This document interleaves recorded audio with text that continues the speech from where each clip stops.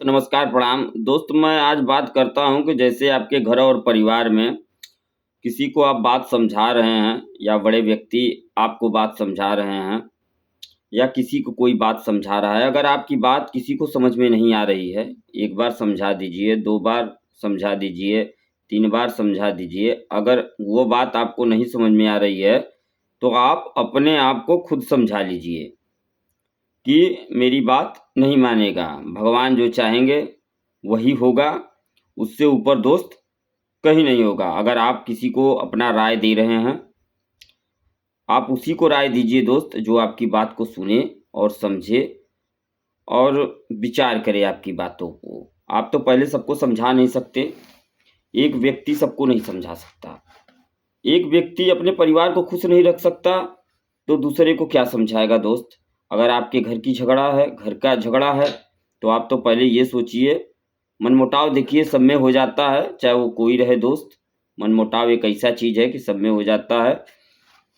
तो उस समय आप क्या करिए कि आप अपने आप को समझाइए और विचार करिए कि इस बात को कोई जाने ना। पहली बात देखिए, अगर आपके घर की झगड़ा-वगड़ा चल रहा है या आपके घर में कोई समस्या चल रहा है, तो उसको आप ही समझा सकते हैं।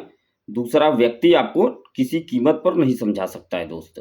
ये दूसरा व्यक्ति, ये देखिए कलयुग है। आप अपने झगड़े में किसी और व्यक्ति को शामिल करते हैं या जो है किसी व्यक्ति को बुलाते हैं कि ये मेरा झगड़ा को या मेरे घर में जो झंझट है या बँटवारा है या जो भी कुछ है, ये समझा देगा, ये कर देगा, तो ये संभव नहीं है। वो आपके घर आएगा, आपकी बातों को सुनेगा और उसमें 2 पॉइंट वो ज़रूर रखेगा। चूँकि दोस्त ये कलयुग है, ऐसा नहीं है, अच्छे लोग भी हैं, लेकिन पहला व्यक्ति यही सोचेगा कि आप लोग में कुछ दूरी हो जाए तो शांत हो जाएगा, मिलाने का प्रयास नहीं करेगा।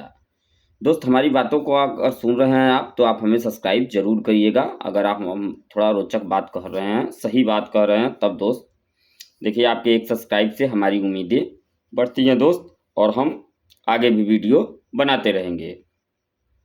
तो हम कह रहे थे दोस्त कि जब झगड़े में आप किसी को बुलाते हैं मीडिएटर को, तो वो मीडिएटर आप न बुलाइए, आप अपने परिवार में बैठें और आपस में बात करें। कितना बड़ी से बड़ी दुश्मनी है, अगर आपस में आप लोग बैठ के मिल के बात करेंगे, तीसरे को भी पता नहीं लगेगा और आपके परिवार में सुख शांति रहेगी।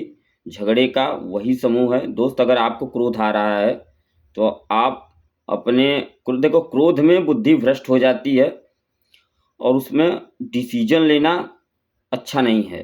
क्रोध में आप डिसीजन न लें दोस्त।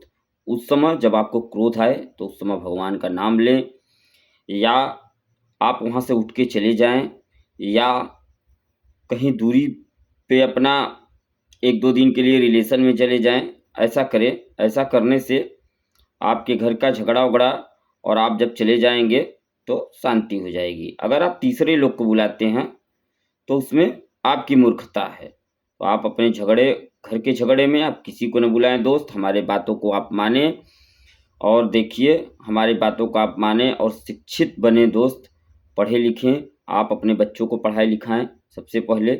झगड़ा-लड़ाई विशेष तौर से न करें, ये अच्छी चीज़ नहीं है दोस्त। अच्छा चीज़ सीखें, अच्छी चीज़ की शिक्षा दें, अपने बच्चों को भी शिक्षा दें। जैसे आप अपना जीवन यापन कर रहे हैं, या दोस्त आप अपने सुख का जीवन यापन कर रहे हैं या दुःख का जीवन यापन कर रहे हैं, 2 ही जीवन यापन कर रहे हैं। जो मेरा वीडियो देख रहा है दोस्त, मैं उससे भी बोलना चाहता हूँ कि आप देखिए जैसा करेंगे वैसा ही आचरण आपके साथ होगा। अगर आप अपने भाई से प्रेम रखेंगे, तो आपका जो लड़का आने वाला है, वो 2 लड़के हैं तो दोनों आपस में ही प्रेम रखेंगे। अगर आप अपने भाई से विद्रोह किए हैं, तो वो दोनों विद्रोह करेंगे। आप अपने माता-पिता का सेवा किए हैं, तो आपका आने वाला समय लड़का आपका सेवा करेगा, अन्यथा आप नहीं किए हो, तो आपका सेवा किसी कीमत पर नहीं करेगा। बाद में आप बुढ़ापे में रोते ही बिता दोगे दोस्त। ये घर की कहानी है, ये सबके घर की कहानी है। कोई थोड़ा अच्छी तरह से अपना डेवलपमेंट कर लेता है, किसी से नहीं कहता है, वो अपना जो है डिसीज़न ले लेता है और कोई लोग रोना रोते हैं, ऐसे करते हैं दोस्त। तो हमारे कहने का मतलब है दोस्त, हमें आप सब्सक्राइब ज़रूर करिएगा दोस्त, ठीक है? नमस्कार, प्रणाम।